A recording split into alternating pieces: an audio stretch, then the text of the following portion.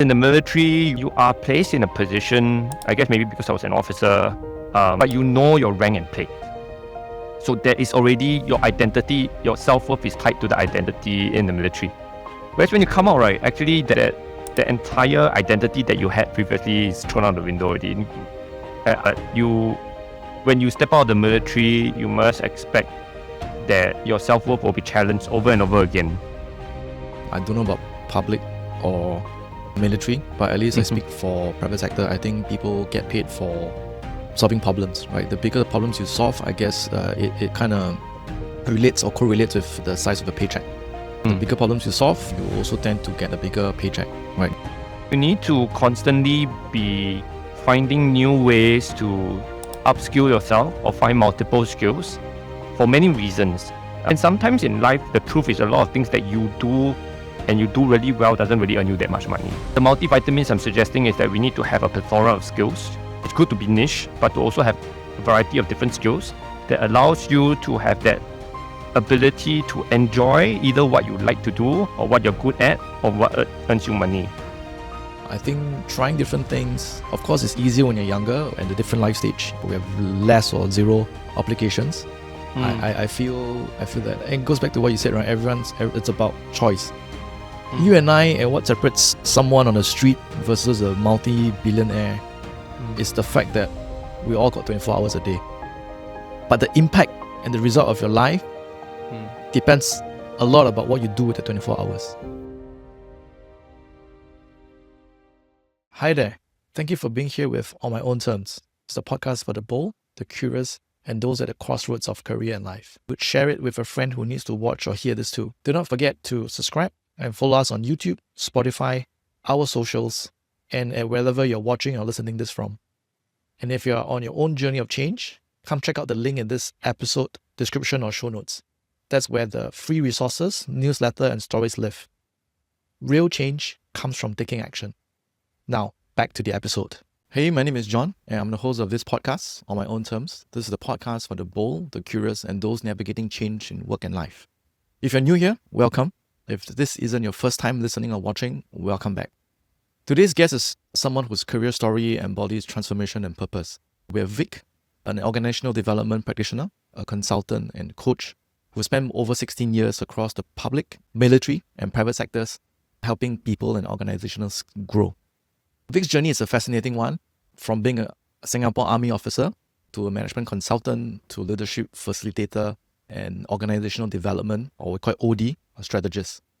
Along the way, he has designed leadership programs, built innovation frameworks, coached senior leaders, and even taken time off to backpack around the world for about 8 months.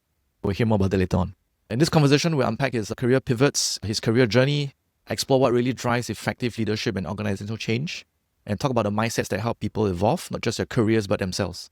So let's get right into it. This is going to be my conversation with Vik. Hello, Vik. How are you? Hi, John. I'm good. I'm very good today. I have given a sort of a quick, maybe unjustified career summary, but I want to hear from you, right? Maybe walk through with me your career journey so far. Give me a high-level summary of your journey so far. All right. Sure. So I started my career actually when I was 14. Was doing a lot of odd jobs because needed to earn money for the family, with the family, I guess in that sense. But if you, from a professional standpoint, I would say I really started my career in the military. I signed on when I went through national service when I was in cadet school. So I was lucky enough to disrupt from the national service and to get into university earlier, which is where I met you, John. Right after that, I had a 4-year bond through the scholarship. So since 2009, I was an Army intelligence officer for 4 years before I decided to jump ship. It's always been my plan to leave the military and join consulting because I like to solve problems. So I was with Ernst & Young as a management consultant for 2 years. I did a bit of a leap of faith into a wellness startup from the US, actually. It was a really, really small startup here in Singapore. I was there only for 4 months doing product development, trying to localize whatever research that they had to try and push out a wellness app. I then left to travel. It's always been a big dream of mine since I was 16. And it was right after me and my wife got married. So we left in August 2015 to travel the world. not so much to travel the world. I mean, that was the initial idea, but we did 200 days in a backpack.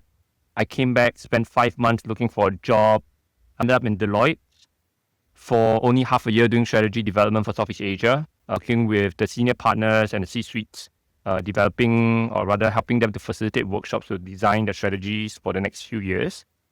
I left Deloitte. I was with URA for 3.5 years doing organization development, focusing mainly on change management and innovation and service improvement.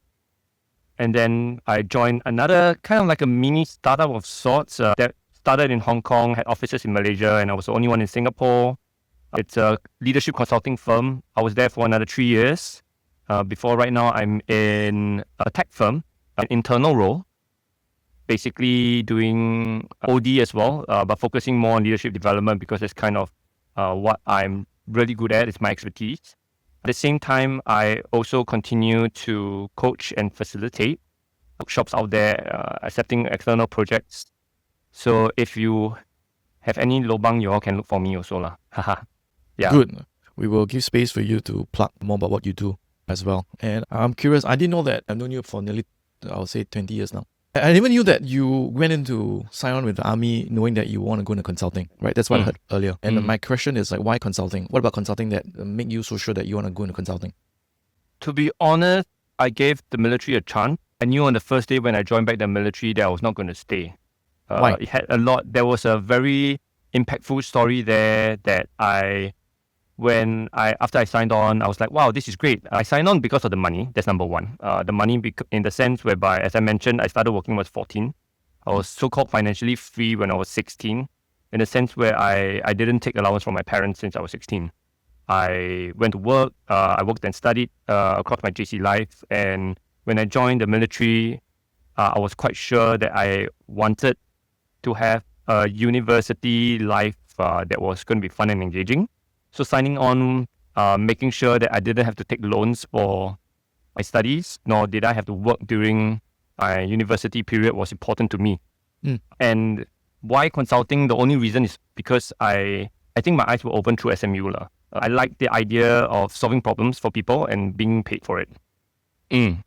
So consulting was something that came during you in army or before you joined army? I think when I was in university specifically. Got it. But you have already signed on with army, you went to uni, and then in uni you realized that you want to go into consulting. Yes, that's correct. And is this a bad time to ask you why you knew that you're not going to stay in army? Yeah. Well, there were many reasons. Across the 4 years that I was there, I was quite blessed. To some extent, I was away from all kinds of challenges and risks. In my unit, there were 2 deaths in the space of 6 months. It was unrelated to the office that I was in. It was the opposite department that was dealing with military people. But like I said, I made a decision on the first day because I was very sure at the point where I was going to graduate, the exact date I was coming back to serve. Like the first day of office, right? And I had a few calls. I told the office, the military side, that I was coming back. What happened was they never told me where to report. They never knew where I was going.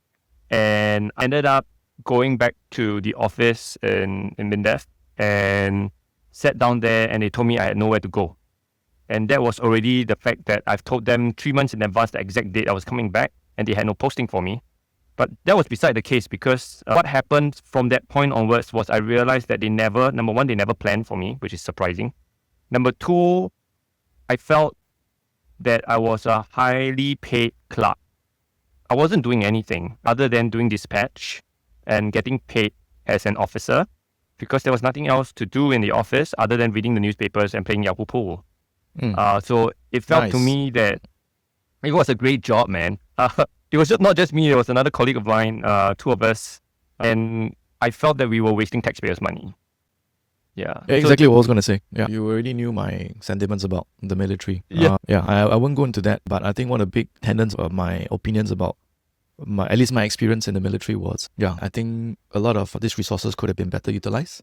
Yeah. So I hear you, and I think I asked those questions is just to understand how would someone in your shoes carry on doing a job knowing that there's going to be a next step. So That was how I was thinking about it. Because it's a big pivot, from my opinion, Mm. from the military to go into consulting, in my opinion. So I just wanted to know your headspace on that.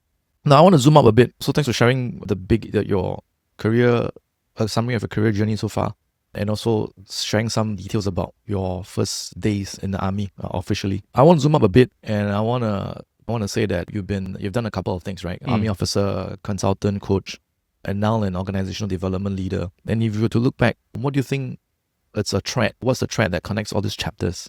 Alongside with that, part 2 is, what do you think are some of the transferable skills that connects you across these different organizations? I guess to start with, SMU did open up my horizons quite a bit. And I was, on top of the fact that I already had a job after that, my plan was to have fun in university, like really to of course learn and do well, because the government is still a very meritocratic. So every single thing that you do or any grade that you get does affect your starting pay to a certain extent. But I was quite strategic in the way that I wanted to get my degree. I went into OBHR, I did management, knowing that I wanted to do consulting eventually.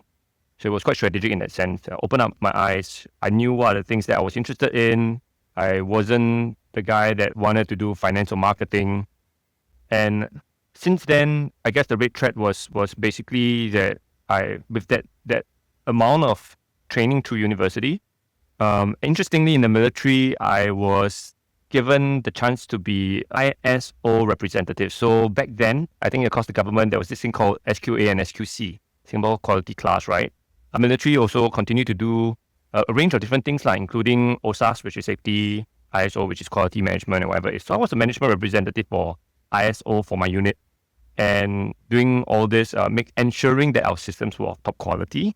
I helped to run the internal audits, invite the external auditors to come in, and that was it kind of married my understanding of problem solving, ensuring quality, improving systems with the military side of the house. So if we talk through all the entire stretch of the career that I've been, it's always about, number one, people, leadership, innovation, change, and strategy in that sense.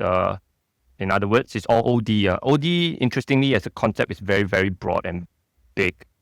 And I've always liked to work with people. And I actually took an elective in university, Intro to Psychology, and that really fascinated me a lot. Yeah, so with that, all the jobs that I've picked, or the career pivots that I've made, was still along the lines of creating value for people or organizations to improve performance.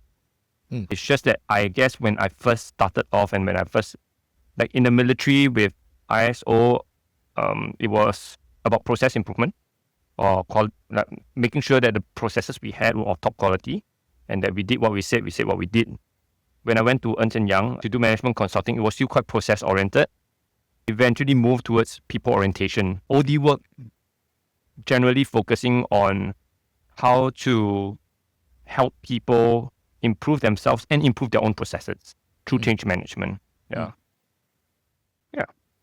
Transferable skills wise, wow. Even now I do advocate for the idea that it's all about setting expectations and meeting them, because of what you do. I guess kind of transferable skill since I was young, it's about connecting with people, ability to manage stakeholders, and problem solving, I guess. Yeah. No, this is centuries old, age old skill sets, right? Yeah. I wrote down some notes here. I think setting expectations and meeting them, connecting people, managing stakeholders, problem solving. I think my view is that I don't know about public or military, but at least I speak for private sector. I think people get paid for solving problems, right? The bigger the problems you solve, it relates or correlates with the size of the paycheck. The bigger problems you solve, you also tend to get a bigger paycheck, right? Generally.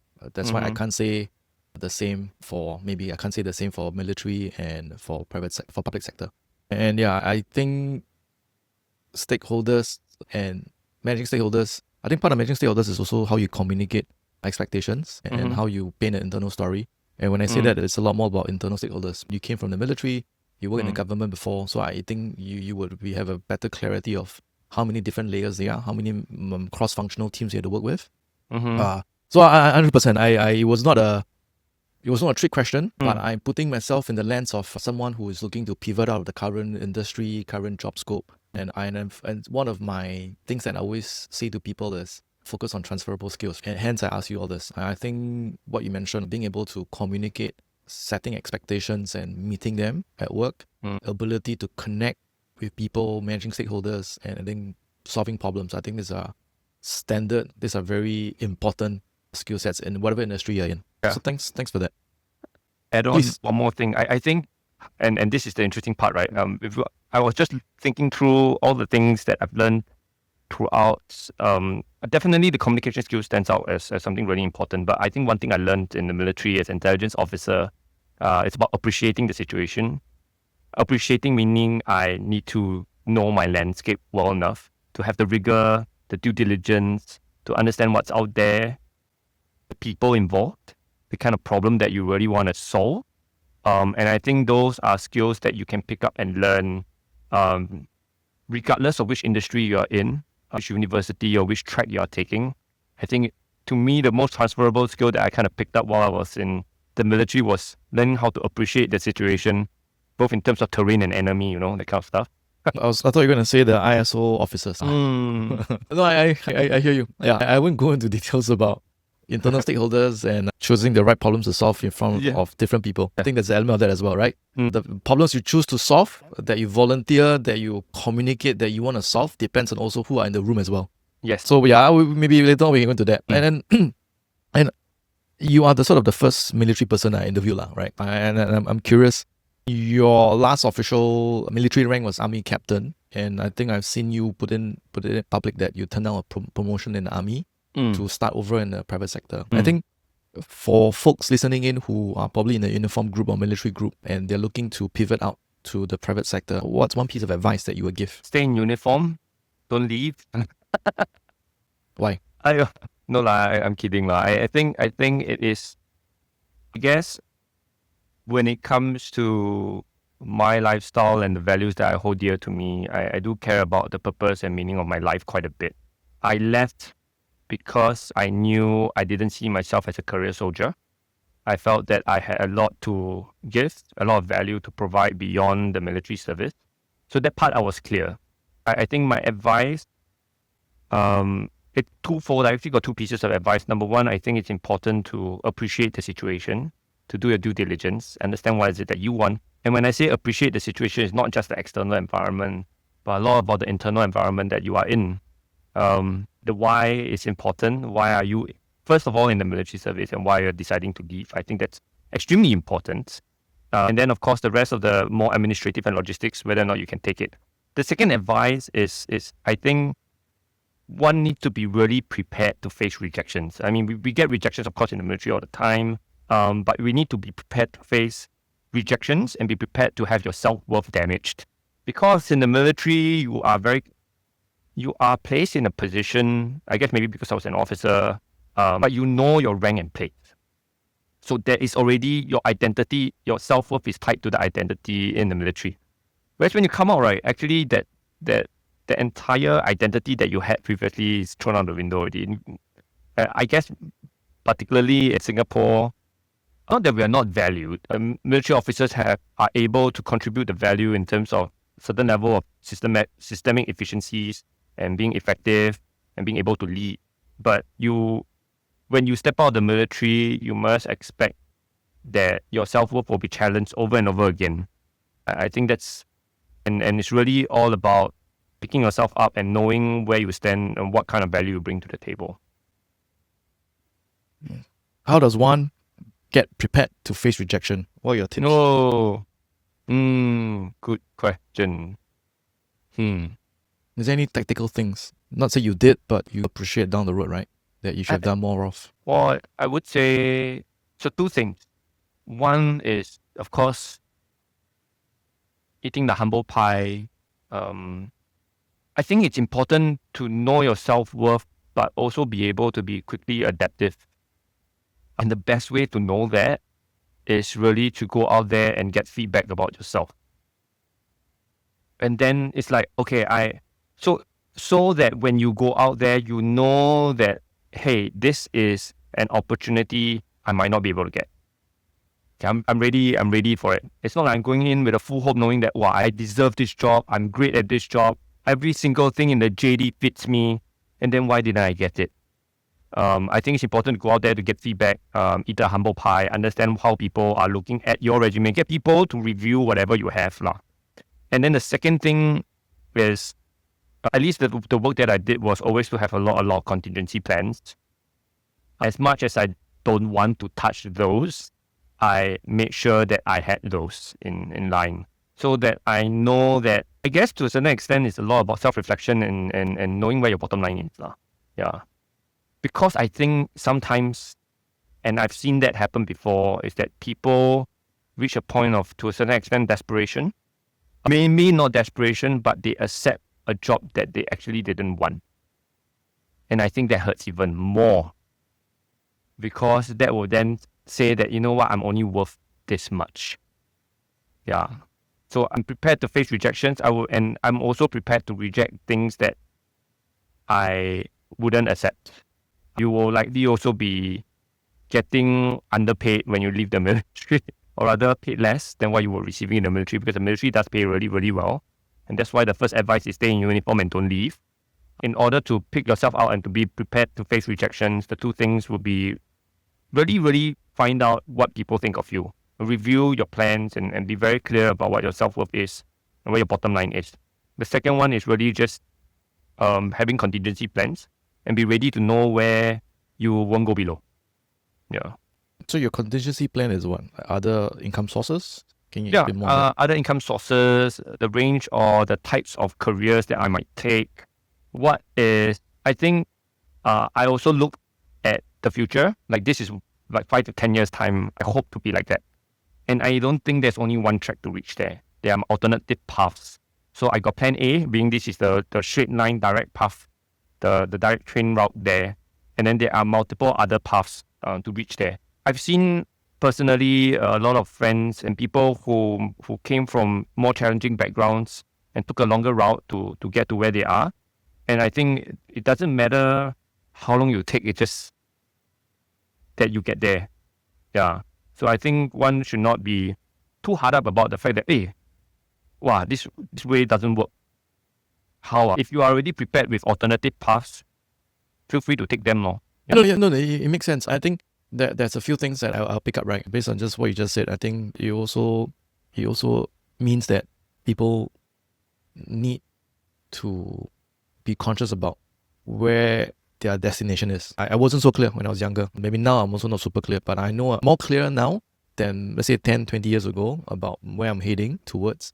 I think that's one. I can't say that younger people cannot start thinking about their destination, but I think there's a few layers, right? One is people who just go along life without expecting much, without thinking so far.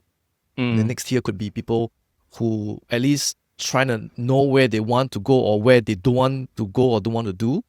Then there could be the next tier where people are very laser focused, that this is what I'm going to do, this is where I'm going to be in life, this is what I'm going to do and be at this certain age of my time. And I just want to add on to your point about like knowing your self-worth, right? It's again, knowing what I know and what I experienced in the military. I think the rank, it's a big factor, I think, in the military, right? In the uniform group. It's inevitable, implying from what you said, that people in uniform groups associate their self-worth to the rank that they have. And I am also not surprised when you said that people in military are not used to rejection. Especially when you have a higher rank, then the only rejection is from your bosses, right? If you're one crap, then you get rejected by 2 craps, right? Chances are people below you wouldn't dare, or it's not likely that they challenge you or reject you on a daily basis. And that's why I also come back to knowing your skill sets, right? Even though you're a military group, knowing your skill sets, I think it's important because number one, I think when you pivot out, people hire your skill sets. They don't hire you for you, but they hire your skill sets. So I think being aware and I think being conscious of developing your skill sets, wherever you're at, military or non-military, I think that's important. And next, I think it's probably healthier to associate yourself with your skill sets. I think that's a bit healthier. So you don't, because rank is temporary, because you get promoted, you get demoted or whatever. And rank doesn't hold so much weight outside. In the private setting, you could be a CEO, you could be the whatever, CXO, whatever. It's not so hierarchical. Even more so in, let's say, fast-moving sectors, let's say tech sectors. And in fact, I'll go as far as that if you're working in a company, a private company, that people don't challenge you, people don't challenge leaders and management, then I think it's dangerous ground as well. But that's a different story for another day. So I think I come back to knowing the skill sets. I think that's important. And when you know where you are in your skill sets, you feel that you might feel a bit more prepared to sell yourself at interviews. Mm-hmm. And speaking of which, I'm curious, are military staff able to or allowed to go for interviews before their contract ends? Is there a rule about that? Is there obligation that you cannot be seen as applying for jobs outside? No, I'm just curious.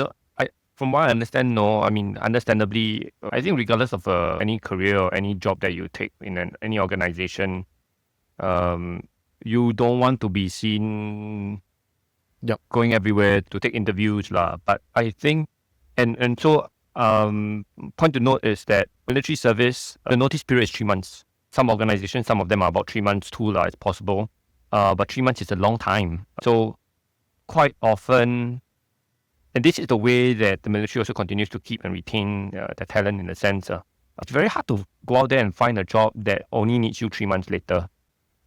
So most military personnel will not want to risk getting a job before they throw the paper because it's just the timeline just doesn't match.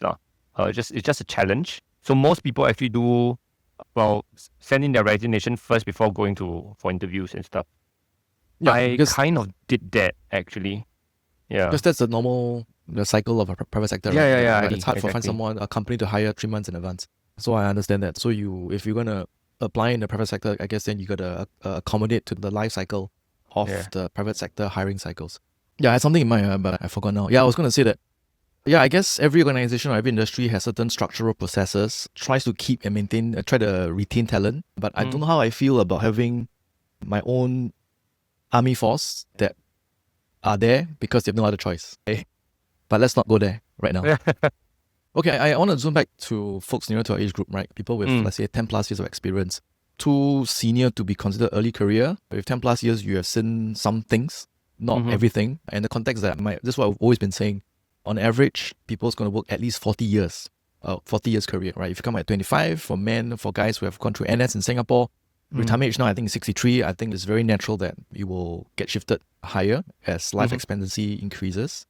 So folks with 10 plus years of experience, let's just for simplicity's sake, they call them mid-career professionals. I'll say a lot of this group, including myself, we are seeking meaning or autonomy over our life, our work lives, our careers.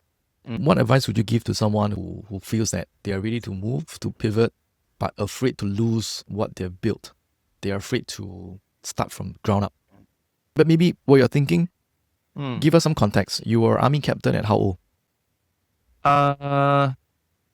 Well, because it's all emplacement, I graduated in when I was 24. I got my captain at 25. I left service at 27. I left service at 27 as a captain 1. So it was a promotion grade lah. They were going to offer me. It was a time and space thing, but of course, I could have missed it altogether. My bond was up, and I said that if I were to take the promotion I would have left, I wouldn't be able to leave.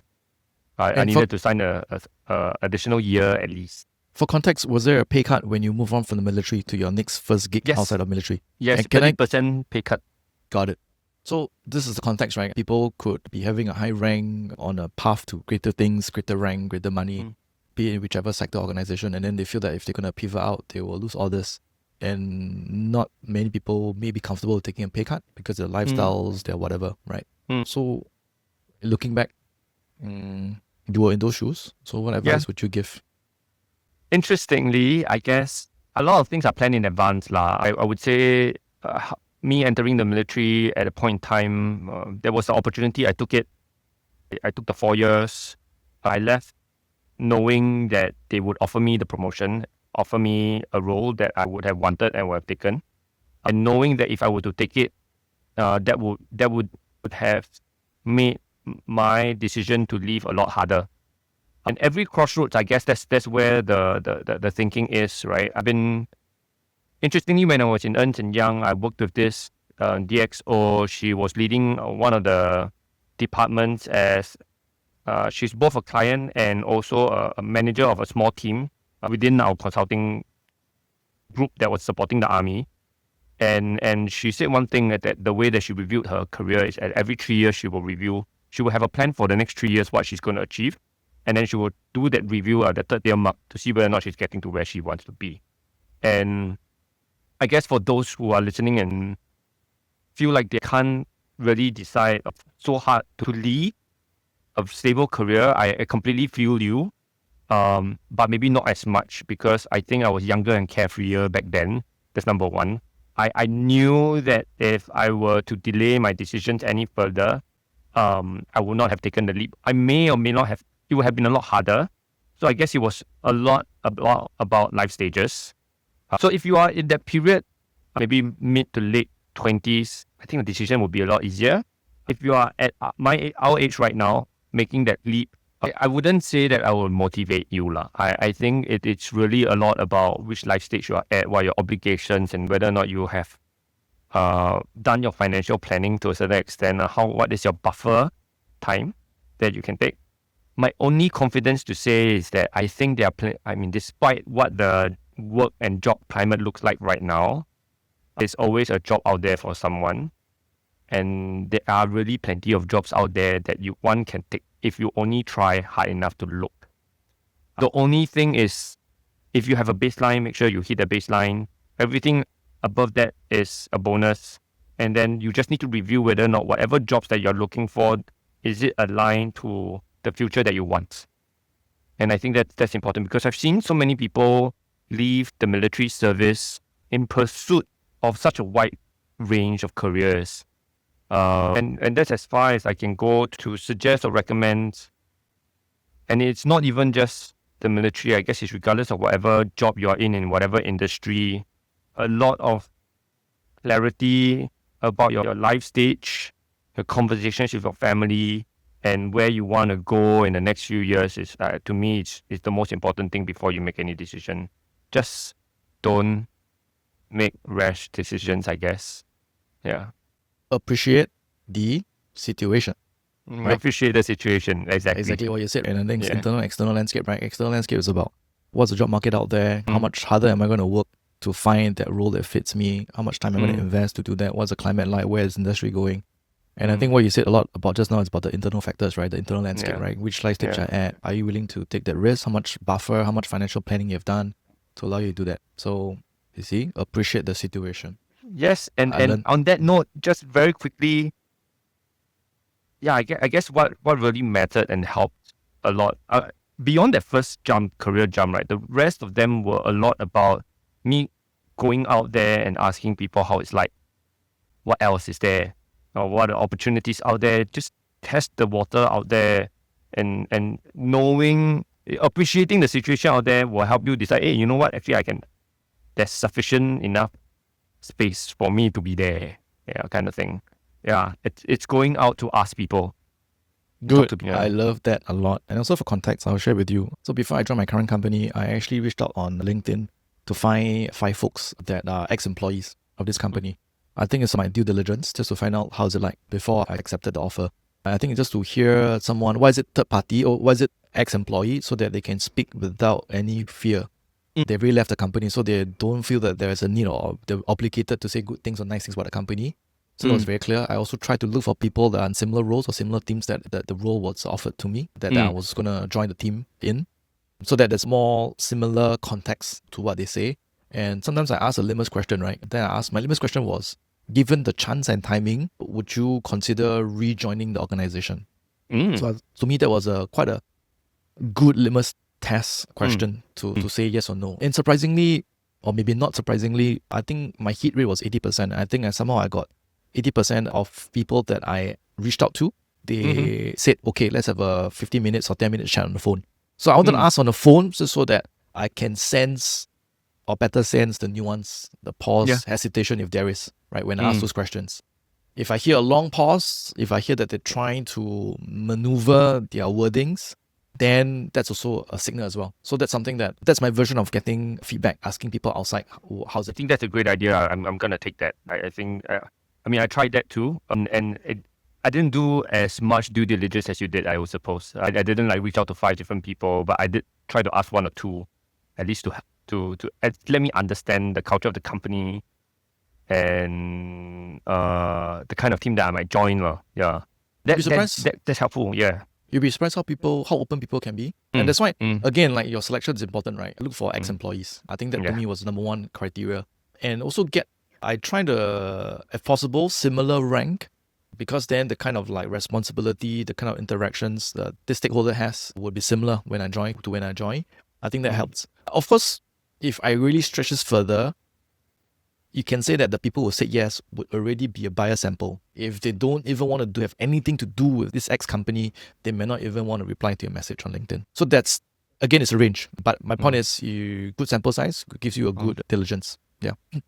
Okay, I want to maybe have a few final questions about your career journey so far. I think we spoke a lot about your army career at the beginning of your career. And I want to ask some of tactical things or action that you did. So looking back as you prepared for your career transitions or career changes, what's one intentional thing that you did that produced a high ROI for your career? Examples could include pick up a new skill, taking up a course, could change the way you apply for jobs, change the way you revise your CV, for example. I guess I would say two things. One is, I think that one of the most pivotal stuff or most tactical thing that I probably did was to continue to keep in contact with a huge range of friends and acquaintances.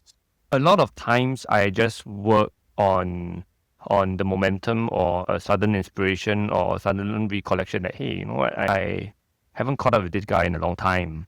You know what, let me just go there, see if I can catch up with some of these friends that I used to have and bounce ideas off them, ask them stuff, and that would then trigger me to learn new things.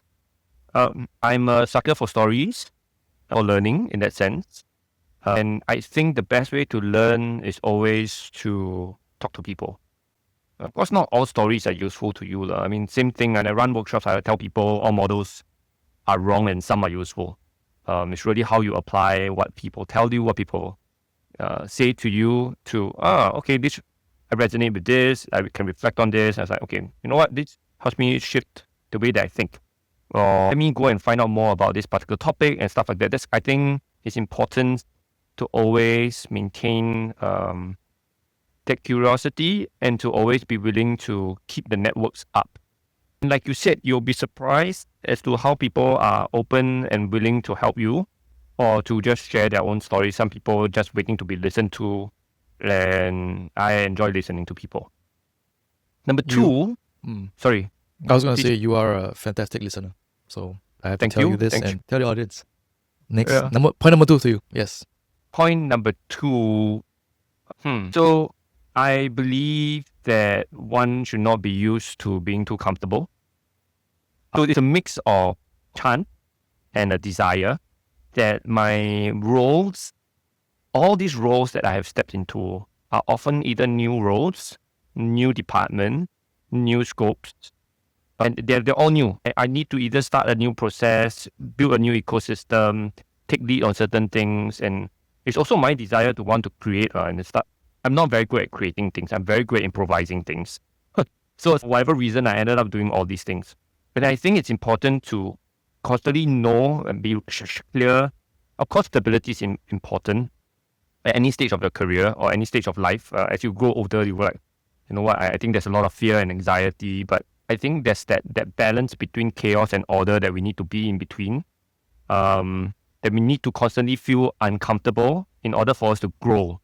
Discomfort helps with growth.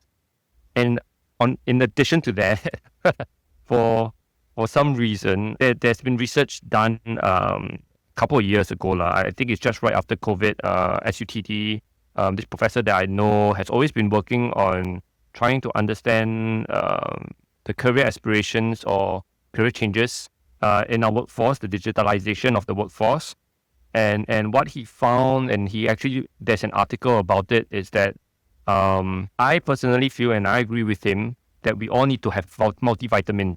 When I say multivitamins, is that you need to constantly be finding new ways to upskill yourself or find multiple skills for many reasons. We talk about ikigai and what I like versus what I'm good at versus what earns me money and stuff like that, right? And sometimes in life, the truth is a lot of things that you do and you do really well doesn't really earn you that much money. The multivitamins I'm suggesting is that we need to have a plethora of skills. It's good to be niche, but to also have a variety of different skills that allows you to have that ability to enjoy either what you like to do or what you're good at or what earns you money.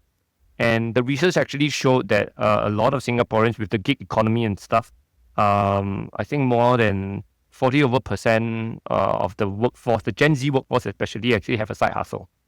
And he feels that it's important for everyone, or the research also shows that it's important for people to continue to improve their skills, to have that ability, because the world is changing so fast, right? I know my second point is a little bit long drawn. I just feel that what has really worked for me is that I constantly found ways, either by chance or by my own desire, to make myself uncomfortable and to learn something new. Yeah, so one is network, continue to have relationship with people, catch up with people, find out, appreciate the situation out there.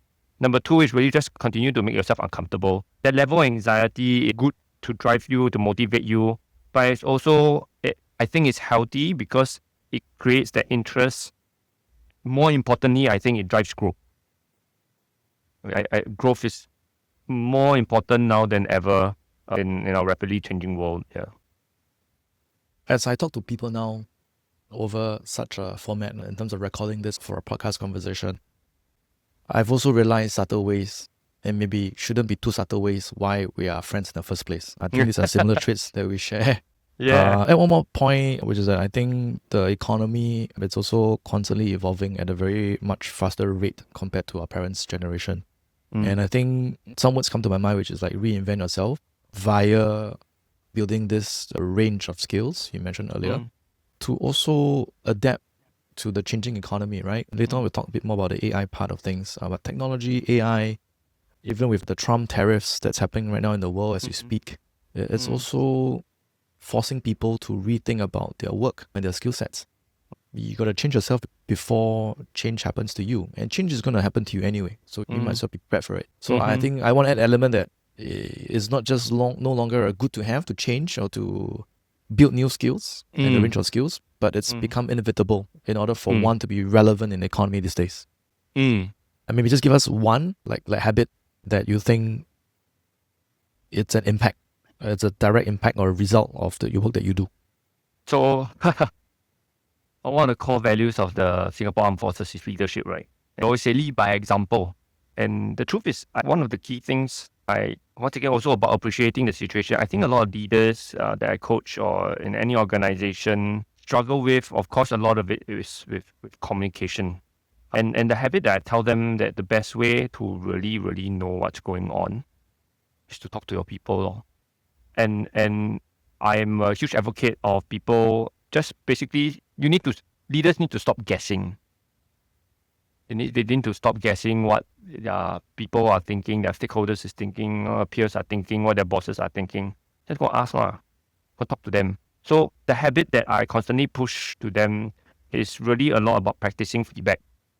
You give feedback, you learn how to give good feedback, you also learn how to ask for good feedback. Naturally, when you give good feedback, right, people are like, wow, this guy good leh.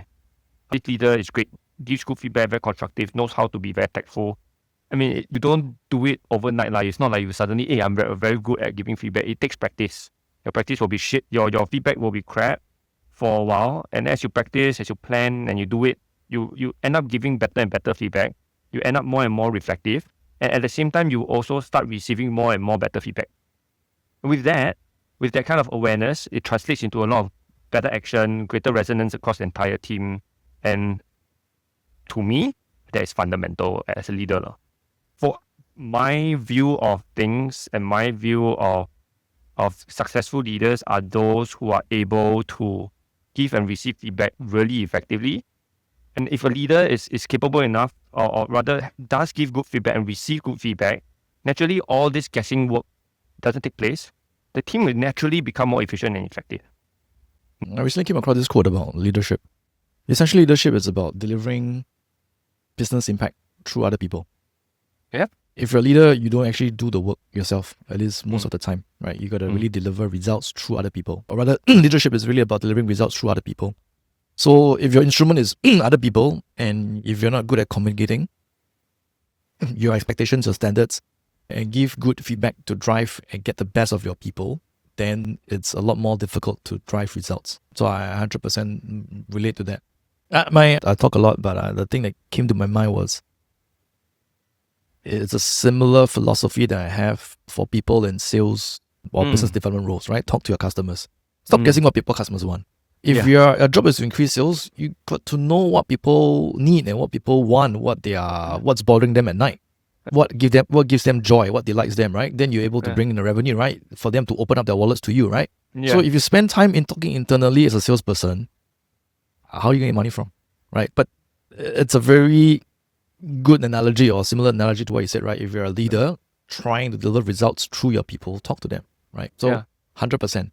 And I'm going to round up maybe this part about AI, right? I think it's a hot topic, can be very overhyped. And I think I'll start with a basic question like currently, what's the most common use case that you're using AI at work?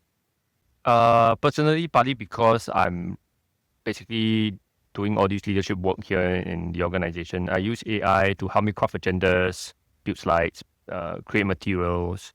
I also use it to analyze some figures.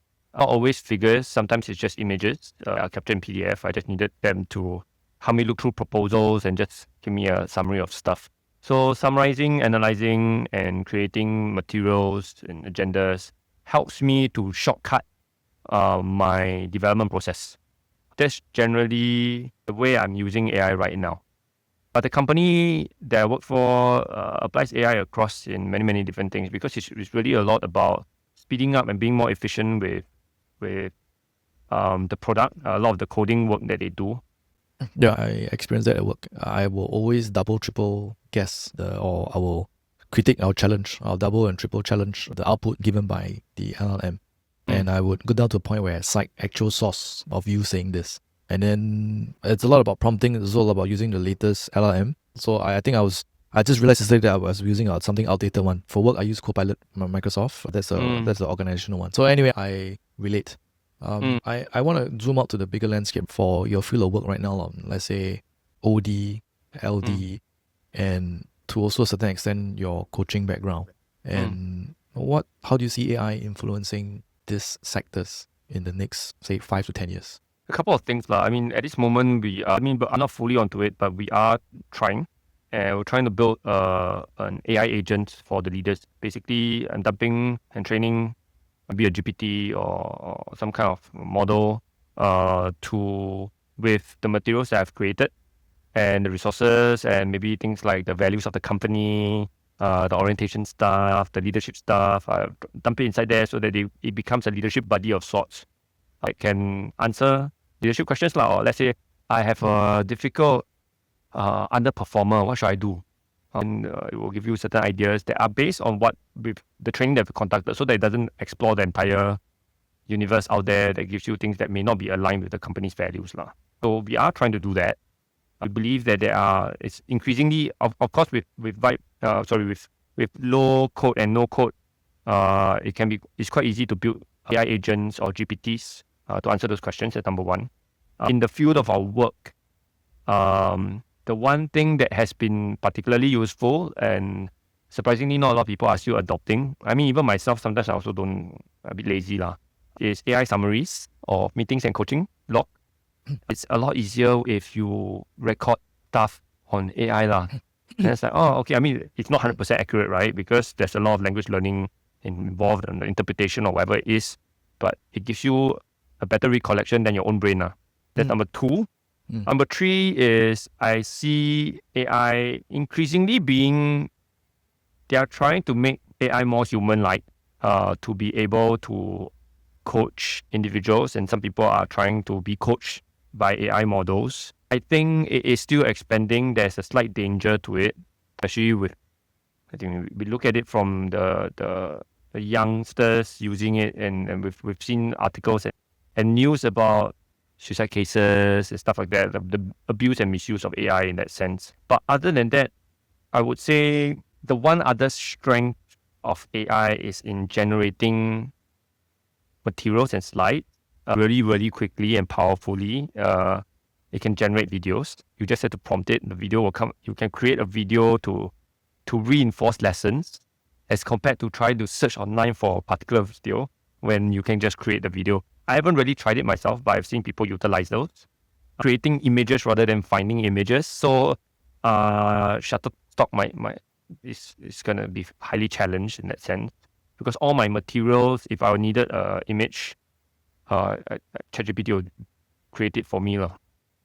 Unless I have words that I want to put inside the image, then that will screw up all over the place. We must, I guess, to a certain extent, a bit of buffer of the mistakes that the AI will produce certain things. But generally, I think it's along those lines. From a coaching perspective, as a responder, helps to summarize all the things and meeting notes and whatever it is. And in terms of material creation for training, for facilitating, I think that's where I feel a lot of, at least within my industry, this is how everything is moving towards. I don't think within the next 3 to 5 years, AI coaching is going to really, really, really be big. It's still, people are starting to realize that they still prefer a human connection on that, unless they can really create humanoid or online AI coaches with visual and stuff like that. And the person being coached doesn't know that is being coached by AI. Yeah, then maybe that will take flight. But up to now, at this moment, I don't think so. There are many things I want to talk about based on what you just said, but in interest of time, I think happy to have you for a second round of chat. So I want to round up, and I also want to give you some time, right, to share with us some of the interesting things that you're currently doing. I think I prepared a few questions, but I'll just come down to one. I think we spoke at length about your career journey, your career changes, some of the principles you had, and some of the things that you've done and your principles that you kept along the way, that you've seen a big ROI, right, in your journey so far. We talk about the things that you do at work right now, which is your OD, your LD. We didn't speak so much about your coaching background. Happy to do that next time. I want to sum up this conversation by asking you if someone's going to say, or rather, what does living life on your own terms mean to you right now? I repeat this a lot to my family, to my friends, and it's interesting, right? A lot of people feel we are blessed. We are very fortunate to be living in Singapore. Extremely safe, very stable, highly efficient government, very good people, very diverse opinions everywhere. And because of that, I think we all have a choice. I think why I say, I've always lived life on my own terms. I guess I've taken risks. I made some not so good decisions about certain things. I've burned bridges I shouldn't have. I'm learning a lot of things along. I think it is, when you break down what on my own terms means, to me, the most important thing is you need to understand what your own terms are. And that takes a lot of work or inner work to be very clear about who you are, making decisions and saying that, and taking ownership and responsibility for the decisions you make. I feel that, and that's some of the biggest challenges I do when I coach. And a lot of people blame me on the situation, say I got no choice. And I tell them there's always, my probing when it comes to coaching is, what do you mean by you do have no choice? What is forcing you? What is preventing you from making certain decisions that you felt you couldn't have made differently? So stuff like that, I try to probe, and I always believe that at the end of the day, we all have a choice. That's why I would define on my own terms means Yeah, I did. I mean, I don't regret my decisions. I feel that every experience is a good experience. I don't believe in the bad experiences, because every experience teaches you something. And if you learn something, it's a good experience anyway. Yeah. 3 words, right? What are 3 words? Appreciate the situation. Yes. Right? Yes. Need to know what your own terms are, right? I think that's a lot of internal work. And I think my suggestion of how people can do it, which I recently learned and wrap up in a very nice way, is that actions give insights. Yeah. And not insights give actions. I think when you do, how interpreted is that when you do more things, when you try more things, it gives you insights about what you like, what you don't like, what you want to do, what you don't want to do. What you want to do but may not want to do it for a career, for example. I think trying different things, of course, it's easier when you're younger and a different life stage, but we have less or zero obligations. I feel that. And it goes back to what you said, right? It's about choice. You and I, and what separates someone on the street versus a multi-billionaire is the fact that we all got 24 hours a day. But the impact and the result of your life depends a lot about what you do with the 24 hours. I don't go into life circumstances, things like that. I think we all deal with the cards that we deal with the cards that we're handed, right? We're given this set of cards, we play those cards. Not everyone that's born with a good set of cards, all right? But doesn't mean that everyone that's born with a good set of cards end up finishing well as well. Yeah. So I think actions give insights versus the other way around, where you listen and you go for different things, you listen, but then you don't change your behavior, you don't make action on based on what you learn. So this is my compliment to what you just said. This is what I thought about it. Yeah, I think, I mean, just to quickly add on, I think every action you don't take is a failure on its own. Yeah, if you never try, you never know, right? But more importantly, I think if you don't take action, you already failed at the first step. And I want to add on that I feel that it's very important to always have intention. I mean, I don't practice it superbly on an everyday basis, but I think when I go into every interaction or I keep an open mind, but I do have intention. I think it's important to have intention so that your action has purpose. It has objective. Yeah. Okay. I want to any side project or anything that you want to quickly give a shout out to? Yeah. Well, at this moment, I guess to a certain extent, I'm somebody that's always lived life quite serendipitously, and by some chance, I mean, I've encountered this professor in SUTD by the name of Poon King Wang. I talked about his research a little bit just now, and I've interacted with this ACEO of WSG, and I said that this guy's research is going to help WSG. And what's happening right now, they just signed the contract or something. We are going to push out, or rather they are going to push out a series of workshops, and I'm quite happy to be invited to help facilitate this. Basically, if you're listening to this podcast and you are interested about exploring your career, even though you're in a stable job, so this particular workshop is catered to senior workers above 50 years old. I won't talk about the research and whatever it is, but basically there will be a series of workshops that SUTD and WSG are running called What's Next? Career Exploration or something, together with Design AI. The workshops are meant to do two things. One is, of course, help you to review your career in the past and look towards the future, whether or not there are transferable skills or there are specific areas of the career that you are looking forward to help you redefine what is it that you want up to the point that you're about to retire. Okay, so it's meant for. But on top of that, it helps you understand Gen AI, and during that, so it's trying to use AI to help build your career development plan, but at the same time also teach you how to build a GPT.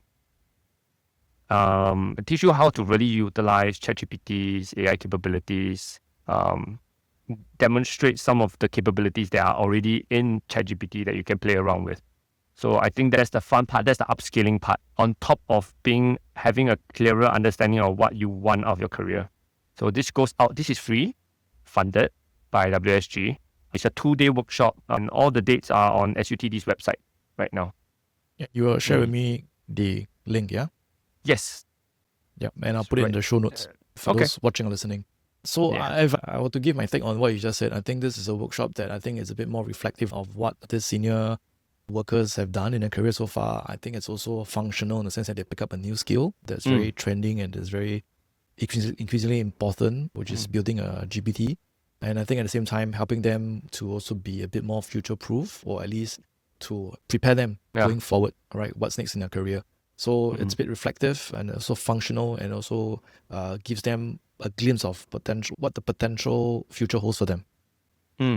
Yeah? That is correct. What's the best way for audience to reach out to you, to get engaged with you, talk to you, maybe to engage you for that entrepreneur OD training, Oh, yeah. Well, LinkedIn is the best way to go, I guess. But feel free to add me on Insta as well. I guess these are the two main social media platforms that I engage in. Cool. I guess John will help me put up my links there. Yep. And I think I actually lie. I have a big lie.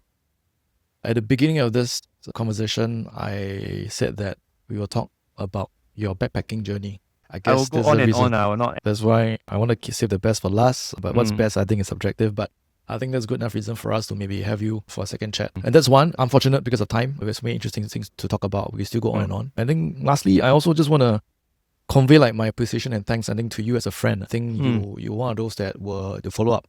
And I appreciate that we don't keep in touch super often, but I think, in my opinion, you're one of those friends that if I were to call you, if I need something, I think you'll be there for me. So I think this is my philosophy now, that life is a long game, and I think I want to play long-term games with long-term people. This is why I think you're one long-term people that I want to keep in my network. And lastly, thanks for your time. Thanks for being so candid with us in this conversation. I hope I've done enough justice. So let's see how the editing work's going to be like. Yeah. Thanks, John. I appreciate it, and likewise, I feel that we've been. I sense a kindred spirit in you. I think we are very similar in that kind of way. I think we play an infinite game, and I feel that I'm really very thankful of the conversations that we've had, even prior to this. I feel it's been refreshing. And you are also in a space of industries that I have not touched on or have experience with, and I've learned a lot from you and your journey. So it's been great. I really appreciate it, and I think it goes both ways. I do, and I say this with a lot of conviction that I do trust you as somebody whom I know if I meet any problems up, you will come to my help now. So thank you for that. Yeah, the feeling is mutual. So thanks very much, Vik. I will stay in Cheers. touch. All right. Take care, man. See you.